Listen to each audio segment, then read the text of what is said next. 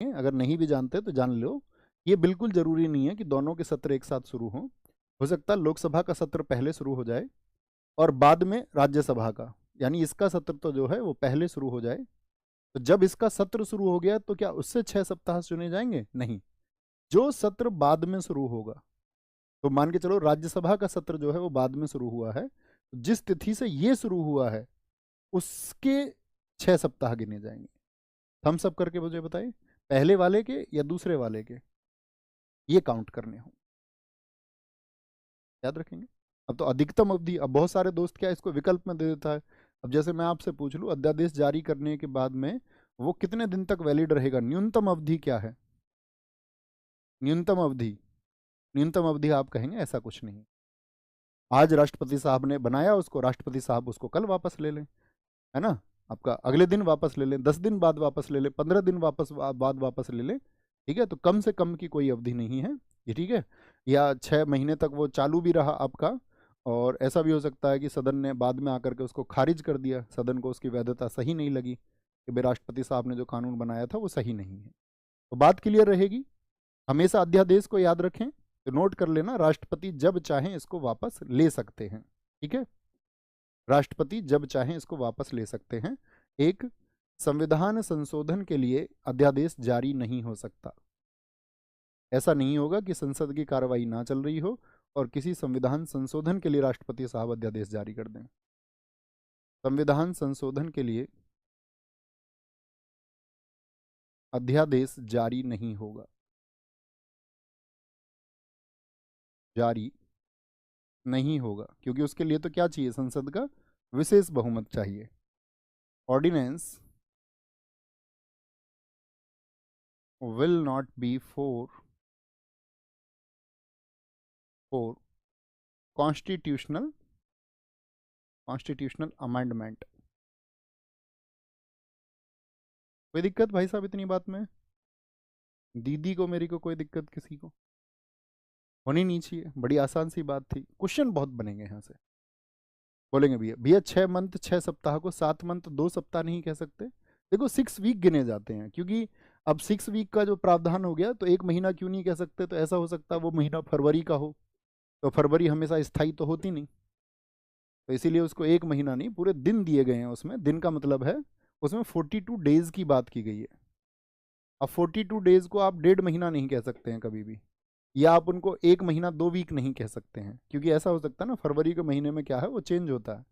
Leap year आप पढ़ते होंगे, तो लीप ईयर में क्या होता है आपका, लीप ईयर में तो फरवरी 29 की हो जाती है, और साधारण महीनों में फरवरी कितने की होती है, 28 की होती है। तो कभी नहीं कहेंगे, क्या बोलेंगे, 42 डेज के अंदर।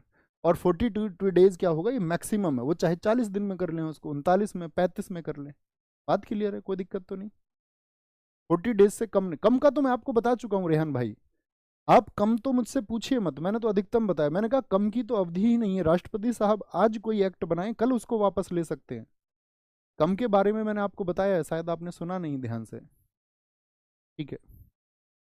बात क्लियर रहेगी, अध्यादेश क्या होता है। फिर आता है राष्ट्रपति की वीटो जारी करने की शक्ति।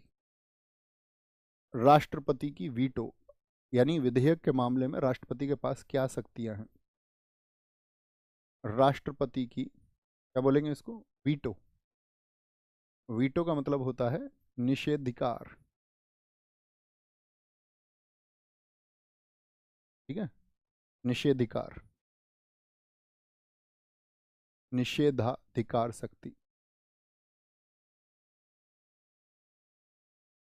वीटो पावर्स, वीटो का मतलब हिंदी में क्या होता है बताएं जरा। निषेध अधिकार, निषेध का मतलब क्या होता है, किसी चीज पर रोक लगाना, यानी इसको हम कह सकते हैं veto powers of, veto powers of, veto powers, veto नहीं veto, veto powers of president. कितनी शक्तियां हैं हमारे यहाँ पर, राष्ट्रपति साहब को कितनी वीटो पावर्स हैं? तो याद रख लेना 5 to 10 बताया कई लोगों ने, तो बोले भी फटाफट से। बहुत शानदार, 5 प्रकार के वीटो पावर हैं, कई साथियों ने कहा है 3 है। अंशिका जी ने एकदम सही आंसर दिया है, आपका श्याम भाई ने एकदम सही आंसर दिया है कि वीटो पावर जो है साथी वो हमारे यहाँ पर 3 है। कौन सी 3 वीटो पावर है उनको समझना है। तो जिसमें से पहली वीटो पावर है आपका अतियांतिक, या जिसको हम अत्यंतकारी भी बोलते हैं, अतियांतिक वीटो, अतियांतिक वीटो, ठीक है, अतियांतिक वीटो। वीटो समझ गए ना, मैंने कहा वीटो मतलब, वीटो एक लैटिन वर्ड है, इसको भी लिख लेना जो नहीं जानते हो साथी। वीटो एक लैटिन वर्ड है जिसका मतलब होता है टू फॉरबिड, यानी कि किसी चीज पर रोक लगाना, रोक लगाना, या हम कह सकते हैं रोकना या मना करना, ये वीटो के अर्थ हैं। राष्ट्रपति साहब किसी चीज पर किस तरह से रोक लगा सकते हैं। आत्यंतिक वीटो, आत्यंतिक वीटो को हम बोलते हैं एब्सोल्यूट वीटो, एब्सोल्यूट वीटो। और एब्सोल्यूट वीटो क्या होगा, बड़ा आसान सा होगा, मैंने आपको बताया था। लिख सकते हैं इसमें, पूर्ण रूप से किसी विधेयक को मना करना, पूर्ण रूप से किसी विधेयक को मना करना। समझ गए, विधेयक कहाँ से होकर के आएगा इनके पास में, इतना तो जानते हो। फटाफट से लिखो, इनके पास जो विधेयक आएगा वो कहाँ से होके आएगा, लोकसभा और राज्यसभा से पारित होने के बाद में आएगा। और उसको ये पूर्ण रूप से किसी विधेयक को मना करना, क्या कर दें उसको, ये रिफ्यूज कर दें। क्या बोल दिया हमने, टू रिफ्यूज कंप्लीटली, उसको अस्वीकार कर दिया इन्होंने। क्या कर दिया उसको, अस्वीकार। तो क्या वो कानून बन पाएगा, तो आप लिख लेना विधेयक समाप्त हो जाता है। इसमें क्या होगा, जो बिल था वो समाप्त हो जाता है, विधेयक समाप्त हो जाता है। Bill will be ended, bill समाप्त हो जाएगा। कोई आधार ही नहीं बचा, क्योंकि राष्ट्रपति साहब ने उस पर हस्ताक्षर नहीं किया और उसको पूरी तरह से मना कर दिया। क्या ऐसा कभी हुआ है। एब्सोल्यूट वीटो सबसे पहले किसने जारी किया था, तो याद रख लेना डॉक्टर राजेंद्र प्रसाद ये कर चुके हैं, डॉक्टर राजेंद्र प्रसाद जी ये कर चुके हैं 1954 में। 1954 में एक विधेयक था आपका पैप्सू विधेयक, ठीक है, क्या बोलेंगे, पैप्सू विधेयक। पैप्सू मैंने आपको बताया था क्लास में, बताना जरा पैप्सू का, जब हम राज्यों का गठन बात कर रहे थे तो पैप्सू मैंने आपको बताया था, Punjab and east Patiala state union. क्या है ये, Punjab and east Patiala state union. तो ये जो विधेयक आया था, दरअसल में उस समय की बात मैं आपको बताऊं, जो पंजाब पटियाला वाला क्षेत्र था वहाँ पर राष्ट्रपति शासन लगा हुआ था उन दिनों में। तो वो जो राष्ट्रपति शासन लगा हुआ था, फिर जब ये विधेयक आया तो इसके बाद में वहाँ से राष्ट्रपति शासन हट गया था। और राष्ट्रपति शासन जैसे ही हट गया तो फिर राष्ट्रपति साहब को उस बिल पर क्या है, उन्होंने उस बिल पर रोक लगा दी कि भाई अब इस जो कानून की हमें ज़रूरत ही नहीं है। ऐसा ही साथी याद रख लेना, ऐसा ही एक विधेयक था आपका, डॉक्टर आर वेंकट रमन हमारे देश के राष्ट्रपति रहे। बताओ कौन से नंबर के राष्ट्रपति थे, मैंने आपसे कहा था वेंकट रमन जी। इन्होंने 1999 में, 1991 में सॉरी 1991 में संसद सदस्यों के, जो संसद सदस्य यानी कि जो एमपी है हमारा, संसद सदस्यों के भत्ते, भत्ते और आपका नहीं, भत्ते नहीं, भत्ते से पहले तो वेतन आएगा ना, के वेतन, भत्ते, भत्ते और पेंशन संशोधन विधेयक पर, पेंशन संशोधन विधेयक पर इन्होंने रोक लगा दी थी। उनके कुछ वेतन भत्तों के बारे में बात थी कि, और उस पर इन्होंने क्या लगा दी, यानी कि हम कह सकते हैं salary, salary allowances amendment act, इस पर क्या कर दी इन्होंने, रोक लगा दी थी। अब इस रोक का कारण क्या था, देखो, जब देखो ये किसका, आपका किसी की चीज़ के बारे में क्या है, आपका वेतन भत्तों और पेंशन आदि के मामलों में था। और जब वेतन भत्ते पेंशन आदि के मामले की बात होती है तो ये क्या हो गया आपका, अभी आप नहीं जानते, मनी बिल हुआ दरअसल में। और मनी बिल या किसी भी आपका जो आपका ग्रांट से संबंधित कोई भी बिल है, तो मैंने अभी थोड़ी देर पहले आपको एक बात बताई थी कि उसके लिए क्या होता है, राष्ट्रपति की अग्रिम सिफारिश की जरूरत होती है। बताया था या नहीं बताया था, अभी ध्यान है आपको। तो आप कहेंगे हाँ, मनी बिल के मामले में क्या होता है, राष्ट्रपति की अग्रिम सिफारिश की जरूरत होती है। लेकिन 1991 में क्या है, आपका लोकसभा का अंतिम दिन था, यानी कि अगले दिन आपका लोकसभा खत्म हो गई थी, और लोकसभा के अंतिम दिन बिना राष्ट्रपति की परमिशन के, बिना राष्ट्रपति की पूर्व सिफारिश के इसको लागू कर दिया गया। अब राष्ट्रपति साहब की जिस चीज़ में सिफारिश पहले लेनी चाहिए और उन्होंने उस रिकमेंडेशन को लिया नहीं, तो सीधी सी बात है वो इस पर अपनी सहमति क्यों देंगे, तो उन्होंने इस पर सहमति नहीं दी। तो इस तरह से क्या बोलेंगे, कोई भी विधेयक खत्म हो जाता है अगर राष्ट्रपति साहब किसका इस्तेमाल करें, एब्सोल्यूट वीटो का। एब्सोल्यूट, एब्सोल्यूटली, पूर्ण रूप से। बात समझ में आएगी कि पूर्ण रूप से उसको खत्म कर सकते हैं। एक बच्चे ने कहा है भैया ऑर्डिनेंस का क्या मतलब है? ऑर्डिनेंस का मतलब होता है, मैंने आपसे कहा था अभी, अध्यादेश, अधिधन आदेश, अभी का आदेश, अभी का आदेश। तुरंत हमको किसी कानून की जरूरत है तो राष्ट्रपति साहब एक आदेश जारी कर सकते हैं और उसको सबसे बड़ा आदेश यानी अध्यादेश माना जाएगा और उसको आप टाल नहीं सकते हैं। आपको ध्यान से सुनना चाहिए। अगर आप ध्यान से बात सुनोगे और कमेंट सेक्शन में नहीं जाओगे तो आपको सारी चीजें स्पष्ट होंगी। एकाग्रता की जरूरत है दोस्त। गुरु और छात्र के बीच में सबसे बड़ा जो रिश्ता है वो समर्पण का है। कहते हैं कि गुरु भाव तब मिलता है जब शिष्य या छात्र के अंदर एक समर्पण भाव होता है। अगर छात्र के अंदर समर्पण भाव हो जाए तो वो शिष्य हो जाता है ना? ये जरूरत है। आपने सुनी है आरुणि की कहानी, उद्दालक आरुणि कहानी?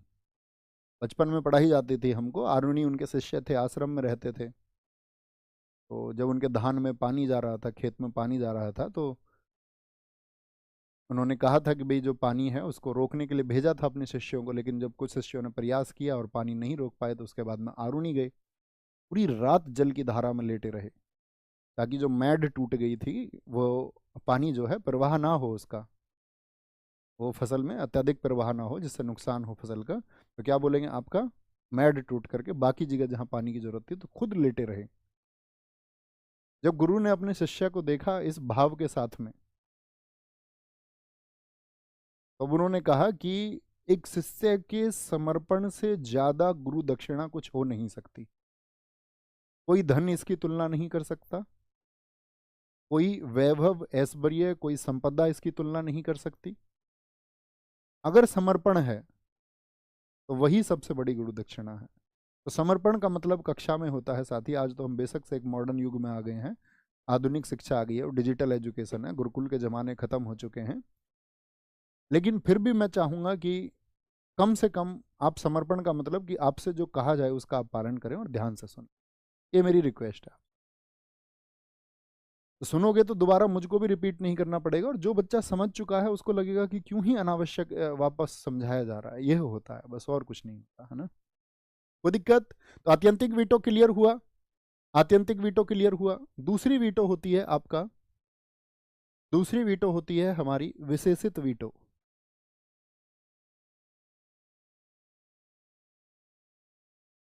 विशेषित वीटो यानी कि क्वालिफाइड वीटो,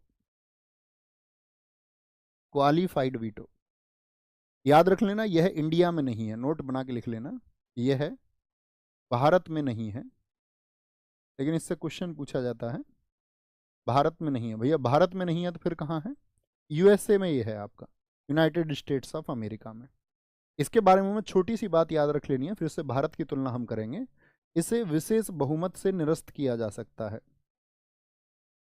इसे विशेष बहुमत से निरस्त किया जा सकता है। Can be suspended, can be suspended by A special majority. देखो पहले शुरुआत से समझते हैं इसको।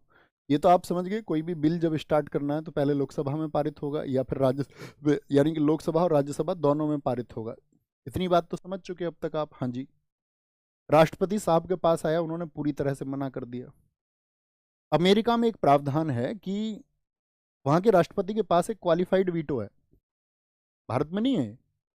वो क्या करता है कि भाई वो किसी चीज पर क्या है आपका, अगर विशेषित वीटो का, क्वालिफाइड वीटो का यूज करेगा तो वापस कहां पर जाएगा वो आपका, लोकसभा और राज्यसभा में। अगर 2/3 बहुमत से, स्पेशल मेजोरिटी से ये पारित कर दिया गया कि राष्ट्रपति साहब इस क्वालिफाइड वीटो का गलत इस्तेमाल कर रहे हैं, तो राष्ट्रपति साहब को मानना पड़ेगा। समझ रहे हैं? जैसे कि मान के चलो वहां के आपका सीनेट अमेरिका के और ट्रंप वहां पर राष्ट्रपति हैं। ट्रंप के पास उन्होंने कोई बिल भेजा और ट्रंप उसको वापस क्वालिफाइड वीटो का यूज करते हुए वापस भेज दें, तो वो क्या करेंगे, वो आपका वहां के जो सीनेट है, वहां के जो हाउसेज हैं, वो क्या करेंगे, 2/3 मेजोरिटी, इसी को बोलते हैं विशेष बहुमत, वो फिर ट्रंप के पास भेजेंगे। तो ट्रंप को मानना पड़ेगा या नहीं? आप कहेंगे हाँ जी। इसीलिए कहा कि राष्ट्रपति की शक्ति को निरस्त किया जा सकता है। तो भारत में ही ऐसी शक्ति है आपका, विशेषित वीटो भारत में नहीं है। फिर से मैं रिपीट कर देता हूं, भारत में ऐसी शक्ति है निलंबनकारी वीटो।